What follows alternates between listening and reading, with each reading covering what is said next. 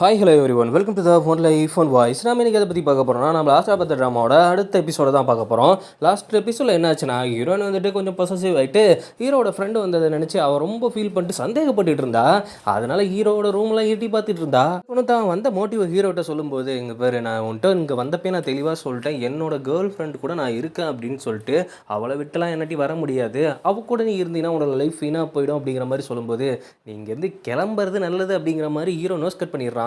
ஆனால் ஹீரோயின் என்ன நினச்சிக்கிறேன்னா, அவங்க ரெண்டு பேர்த்தையும் ஒன்றா பார்க்கும்போது நம்மளுக்கு மனசு கஷ்டமாக இருக்குது, நம்ம கொஞ்ச நாள் நம்ம அம்மா வீட்டுக்கு போயிட்டு இருந்துட்டு வருவோம் அப்படின்ட்டு ஹீரோட்ட சொல்லாமே அவங்க அம்மா வீட்டுக்கு போயிடுறா. போயிட்டு மெசேஜ் பண்ணிடுறான், நான் இந்த மாதிரி எங்கள் அம்மா வீட்டில் இருக்கேன் அப்படின்ட்டு. அந்த மெசேஜை பார்த்துட்டு இன்னும் ரிப்ளை பண்ணல அப்படிங்கிற மாதிரி அவள் யோசிச்சுட்டு இருந்தா. அவனே வந்து கால் பண்ணுறான், எங்கே இருக்க நீ, வீட்டில் இருக்கியா? ஆமாம் என் வீட்டில் இருக்கேன், ஏன் சொல்லாமல் போனேன்? இல்லை அதில் அம்மா திடீர்னு கூப்பிட்டாங்க அதனால் வந்தேன். சரி நீ வீட்டில் தானே இருக்க? இல்லை இல்லை நான் வெளியில் இருக்கேன். அப்புறம் எப்படி உன் ரூமில் லைட் எரியுது? ஆஹா இங்கே வந்துட்டானா அப்படின்ட்டு வெளியில் எட்டி பார்க்கும்போது, சரி சரி கீழே வா. இல்லை இல்லை நான் நைட் ட்ரெஸ்லாம் போட்டு தூங்க கிளம்பிட்டேன். அப்போ சரி நான் மேலே வரேன் அப்படிங்கும்போது, ஐயோ அதெல்லாம் வேணவே வேணாம், நான் ஏன் கீழே வரேன் அப்படின்னு. ஹீரோயின் கீழே போனோன்னே, ஏன் மேடம் மேலேருந்து கீழே இறங்கி வர மாட்டிங்களா? இல்லை இல்லை எதுவாக இருந்தாலும் அங்கேருந்தே சொல்லு, அங்கேருந்து குதி.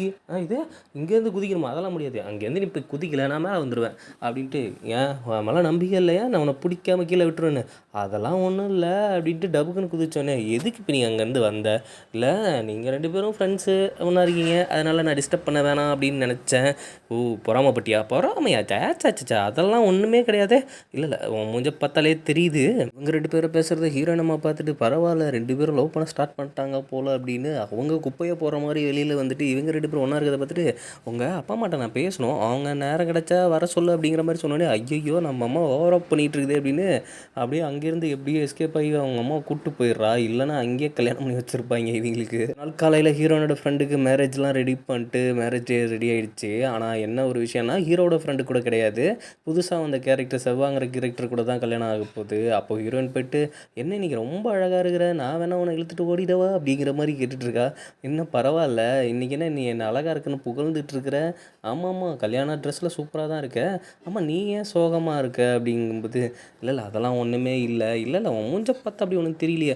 இல்லை ஹீரோட ஃப்ரெண்டு வந்துட்டு எங்கள் கூட ஸ்டே பண்ணியிருக்கிறா, அவங்க ரெண்டு பேருக்குள்ளே எதுவும் இல்லைன்னு நல்லா தெரியுது. இருந்தாலும் அவங்கள ஜோடியாக பார்க்கும்போது எனக்கு வயிறு எரியுது, வாய் எரியுது, அடித்து தூக்கிடலாம் போல இருக்குது.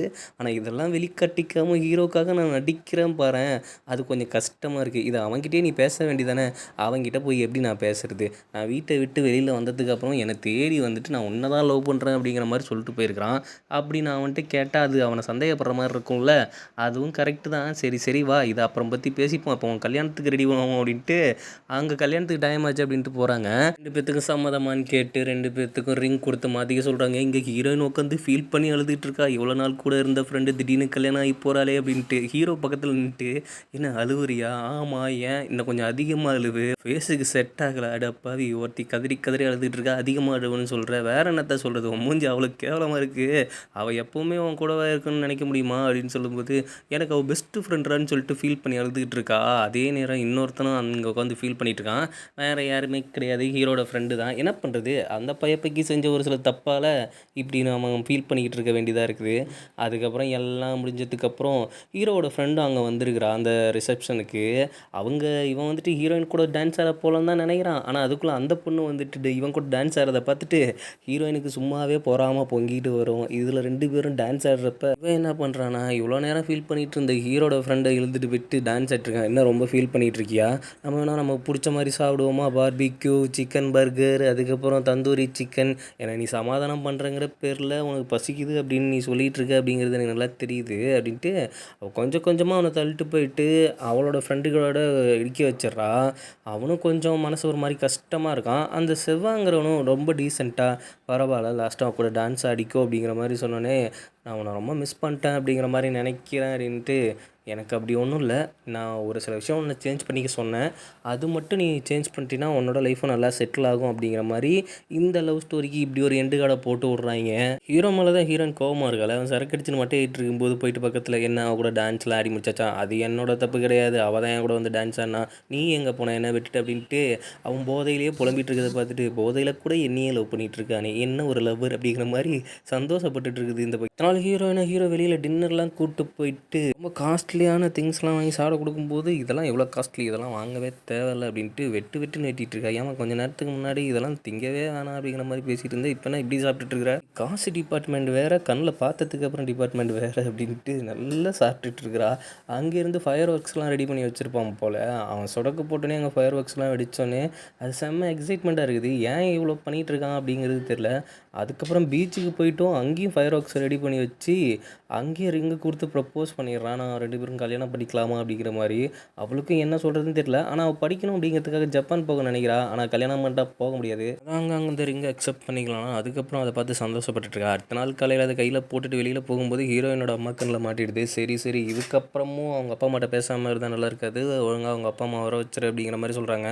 அவளுக்கு என்ன பயனா, சரி நம்மளை படிக்க அனுப்ப மாட்டாங்க போல் அப்படிங்கிற மாதிரி பயந்துக்கிட்டு நெக்ஸ்ட்டு ஹீரோட அப்பா அம்மா தான் மீட் பண்ண போகிறாங்க. அங்கே போனதுக்கப்புறம் அவங்களும் என்ன சொல்கிறாங்கன்னா, எதுவாக இருந்தாலும் அப்புறம் பார்த்துக்கலாம், ஃபஸ்ட்டு மேரேஜை பண்ணுங்க அப்படிங்கிற மாதிரி சொல்கிறாங்க. ஆனால் ஹீரோ என்ன முடிவு பண்ணுறான்னா, தன்னோட பிஸ்னஸை விட்டுட்டு ஹீரோயின் கூடயே போயிட்டு அவள் ஸ்டடி முடிகிற வரைக்கும் அங்கே ஸ்டே பண்ணலாம் அப்படிங்கிற மாதிரி இருக்கான். ஆனால் இது வந்துட்டு ஹீரோயினுக்கு சுத்தமாக பிடிக்கல. ஏன்னா அவனோட கேரியருக்காக அவனோட கேரியரை விட்டு வராங்கிறது அவனுக்கு சுத்தமாக பிடிக்கல. ஏன்னா அவன் நல்லா போயிட்டுருக்கிற பிஸ்னஸை எதுக்கு ஸ்டாப் பண்ணிட்டு நம்மளுக்காக வரணும் அப்படிங்கிற மாதிரி அவள் யோசிச்சுட்ருக்கா. ஆனால் அவன் யோசிக்கிறது நம்மளோட லைஃப் பார்ட்னருக்கான நாம் போகாமல் வேறு யார் போவாங்கிற மாதிரி யோசிச்சுட்ருக்கான். நெக்ஸ்ட் மார்னிங் ஹீரோயினோட ஃப்ரெண்டும் அவங்க புதுசாக கல்யாணம் ஆனவங்க, அவங்க வந்துட்டு இவங்களுக்கு ஒரு பார்ட்டி மாதிரி வைக்கிறாங்க. அப்படி வைக்கிறப்போ ஹீரோயின் வந்துட்டு ஃபீலிங்காக இருக்கும்போது அவன் என்னென்ன விஷயம்னு கேட்குறா. இல்லை, இதை மாதிரி என்னோட விஷயத்துக்காக அவனோட லைஃப்பை விட்டு வர்றது எனக்கு சுத்தமாக பிடிக்கல, அதை அவன்கிட்ட எப்படி சொல்கிறதுன்னு தெரியல. ஏன்னா எந்த ஒரு லவருமே பண்ணாத ஒரு விஷயத்த அவன் பண்ணுறான், அதனால் என்னாட்டி எதுவும் சொல்ல முடியல அப்படிங்கிற மாதிரி அவள்கிட்ட ஃபீல் பண்ணிகிட்டு இருப்பா. அவன் என்ன சொல்கிறான்னா, இது எப்படியா இருந்தாலும் சொல்லி தான் ஆகணும், இல்லை ஒரு கட்டத்துக்கு மேலே 2 பேர்த்துக்கும் இது ஒரு பிரச்சனையாக முடியும் அப்படின்ட்டு அவளும் சொல்கிறா. ஒரு கட்டத்துக்கு மேலே அதுக்கப்புறம் ஹீரோக்கிட்டையும் சொல்லிடுறா, இந்த மாதிரி இப்போதைக்கு நம்ம கல்யாணம் பண்ணிக்க வேணாம், நான் படித்து முடிச்சுட்டு வந்ததுக்கப்புறம் கல்யாணம் பண்ணிக்கலாம், அதனால் இந்த என்கேஜ்மெண்ட் ரிங்கை நீயே வச்சுக்கோ அப்படிங்கிற மாதிரி கொடுத்தோன்னே ஹீரோவுக்கு ஒரு மாதிரி ஃபீல் ஆகுது. இருந்தாலும் அவளோட சுச்சுவேஷனையும் புரிஞ்சுக்கிட்டு, சரி நான் உனக்கு இந்த ரிங்கை போட்டது மூலயமா ரொம்ப கஷ்டம் கொடுத்துட்டேன் போல் அப்படின்னு அதை வாங்கிட்டு அவன் ஃபீலிங்காக போகிறான். இவளும் ஃபீலாக தான் போயிட்டுருக்கா. அங்கே போயிட்டு அவன் தான் வயலின் கிரியேட் பண்ணுறவனாச்சு. அந்த ரிங்கி ஒரு குட்டி பாட்டிலுக்குள்ளே போட்டு அது ஒரு கீ செயின் மாதிரி மேக் பண்ணிக்கிறான். இருந்தாலும் அவனுக்கு ஒரு கஷ்டம்தான். இதே நேரத்தில் இவன் ஹீரோட ஃப்ரெண்டு வந்து புதுசாக ஒருத்தவங்க வந்தாங்கள்ல, அவங்க ஹீரோயின் கால் பண்ணி உன்னோட லைஃப்பை காப்பாற்றணுங்கிறதுக்காக அவனோட ஆர்டர் எல்லாத்தையும் விட்டு கொடுத்துட்ருக்குறான், ஏன் இப்படி பண்ணிகிட்ருக்க, சுயநலமாக யோசிக்காத அப்படின்ட்டு அது 2-3 பிட்டு அள்ளி போடுது. இன்னும் அது ஹீரோயினுக்கு கஷ்டமாகுது. அடுத்த நாள் காலையில் ஹீரோனோட அம்மா எல்லாம் ரெடி பண்ணி வச்சுட்ருக்காங்க. ஆனால் ஃபீலிங்கோட அவங்கள பொறுத்த வரைக்கும் ஹீரோவும் கூட போகிறதா நினச்சிட்ருக்காங்க. ஆனால் இவங்க 2 பேரும் தனித்தனியாக போகிறோம் அப்படிங்கிற மாதிரி பிளான் பண்ணது அவங்க பேரண்ட்ஸ்க்கு தெரியாது. ஹீரோக்கிட்ட தான் நிறைய விஷயம் சொல்லி அனுப்புகிறாங்க, அவளை நல்லா பார்த்துக்கோங்க அப்படின்ட்டு நிறைய விஷயம் சொல்லும்போது லாஸ்ட்டாக போகும்போது 2 பேரும் ஃபீல் பண்ணி கதறி கதறி அழுகுறாங்க. ஏன்னா அவங்க அவ்வளோ மிஸ் பண்ணுவாங்க. அது ஒரு ஃப்ரெண்டு மாதிரி தானே 2 பேரும் பழகிட்டு இருந்தாங்க. அதனால் ஏர்போர்ட் போனோடனே ஹீரோ வந்துட்டு தான் கீ செயின் செஞ்சான்ல அதை கொடுக்குறான். அவள் ஒரு ஹேண்ட்பேக் மாதிரி ஒன்று வாங்கி வச்சுருக்கா ஹீரோவுக்கு. சரி ஓகே இங்கேருந்து ஃபீல் பண்ணாமல் போ அப்படின்னு சொல்லும்போது அடுத்த செகண்ட் ஹீரோயின் அழ ஆரம்பிச்சிட்றா. என்ன சொல்கிறதுன்னு தெரியல. எங்கள் பேர் நீ எடுத்த டெசிஷனுக்கு நான் எதுவுமே சொல்லலை, உனக்காக நான் வெயிட் பண்ணுறேன், என்னோட பிஸ்னஸையும் நான் நல்லா பார்த்துக்கிறேன், ஒன்றும் பிரச்சனை இல்லை அப்படிங்கிற மாதிரி சென்ட் ஆஃப் பண்ணுற வரைக்கும் நான் வரேன் அப்படின்ட்டு கூடவே போகிறான் போர்டிங் பாஸ் வரைக்கும். அங்கே போயிட்டு இருக்கும்போதே ஹீரோயின் ஒன்று யோசிக்கிறா, இவன் இருந்தால் கண்டிப்பாக நம்மளால் போக முடியாது அப்படின்னோடனே இல்லி படத்தில் எப்படி த்ரிஷா காரப்பொரி வேணும்னு கேட்கும் மாதிரி இவன் எனக்கு கோகனட் மில்க் வேணும் அப்படின்னு கேட்டோன்னே அதை வாங்கிட்டு வரேன் அப்படின்ட்டு அவன் போகிறான். அதுக்குள்ளே அவள் ஹீரோயின் வந்துட்டு ஃப்ளைட்டில் ஏறி போயிடுறா. அவனுக்கு ரொம்ப கஷ்டமாகி போயிடுது. ஒரு வாரம் 2 பேருமே சரியான ஃபீலு. அவனாலையும் ஒர்க்கில் கான்சன்ட்ரேட் பண்ண முடியல, அப்படி இப்படின்ட்டு ஒரு மாதிரி பைத்தியம் பிடிச்ச மாதிரி இருக்கிறான். அதுக்கப்புறம் கொஞ்சம் கொஞ்சமாக ரெக்கவர் ஆகி அவளோட நினப்பிலேயே அவள் அங்கே எவ்வளோ கஷ்டப்படுறா அப்படிங்கிற நினச்சிக்கிட்டு இங்கே அவனுக்கு வந்த ஆர்டர் எல்லாத்தையுமே கேப்சர் பண்ணி அவன் இன்னும் நல்லா தன்னோட பிஸ்னஸை கொண்டு போயிட்டுருக்கான். அதே நேரம் ஒரு 3 மாதத்துக்கு அப்புறம் ஹீரோயினை காமிக்கிறாங்க. ஹீரோயின் வந்துட்டு ஒரு ரெஸ்டாரண்ட்டில் வேலை செஞ்சுக்கிட்டு அப்படியே அவள் படிப்பையும் பார்த்துட்ருக்கா. அங்கே ரெஸ்டாரண்ட்டில் இவள் வந்துட்டு எல்லாரையும் கவனிச்சிக்கிறத பார்த்துட்டு அங்கே ஒரு பையன் வந்துட்டு ரொம்ப நல்லா பார்த்துக்கிறீங்க, ரொம்ப நன்றி அப்படிங்கிற மாதிரி சொல்லிகிட்டு இருக்கான்.